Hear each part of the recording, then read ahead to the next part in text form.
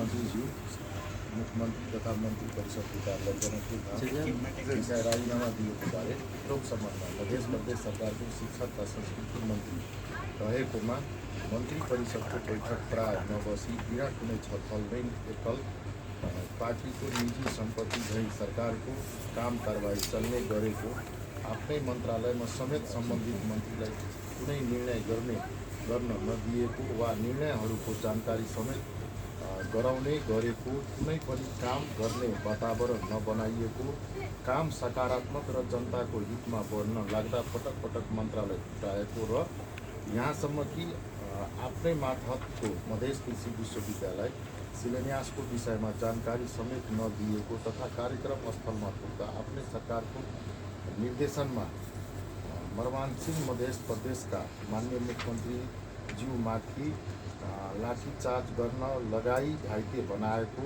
जस्ता निन्दनीय कदमहरू चलेको हुनाले आजको मितिबाट सो मन्त्री पदमा राजीनामा दिएको बेहोरा जानकारी गराउँछु। महेश प्रसाद यादव, शिक्षा तथा संस्कृति मन्त्री, मध्य प्रदेश तथा नेता जनमत पार्टी सांसद बोराट, मान्य प्रदेश प्रमुखको कार्यालय मध्य प्रदेश। कति हो तपाईँले समर्थन फिर्ता चाहिँ खासै किन गर्नुभयो, राजीनामा किन दिनुभयो? अब त्यो समर्थन फिर्ता र राजीनामा भन्ने कुरा त अब मुख्य रूपमा हाम्रो काम गर्ने वातावरण भइएन।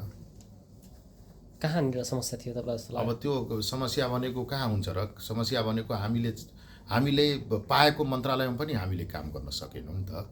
र हामीले अब जतिखेर काम गर्न सुरु गर्छौँ त्यतिखेर बिना विभागीय बनाइन्छ। जतिखेर हामी काम गर्न सुरु गर्छौँ त्यतिखेर वातावरण मन्त्रालयमा बनाइदिन्छौँ, त्यतिखेर त्यो मन्त्रालय हामीबाट छिनियो होइन। र अहिले आएर जतिखेर मैले चाहिँ काम गर्ने वातावरण बनाइसकेँ आफ्नो मन्त्रालयमा, त्यतिखेर हाम्रो मन्त्रालय अब फोड्ने कामहरू पनि गरियो। त्यो पनि अब सहमति बेगर, किनभने गठबन्धनको सरकार भएपछि त सबै कुरामा सहमति हुनुपर्ने हो। त्यसकारण हामीले त अब जनतालाई धोका दिने काम हामी गर्दैनौँ। अब जनमत पार्टीले के प्रदेश सरकार विरुद्ध केही गर्नेवाला छ? किनकि पहिला पनि विरुद्ध के गर्नु र, तर जनताको मागहरूलाई चाहिँ हामी चाहिँ उठाउँदै गर्छौँ सदनमा।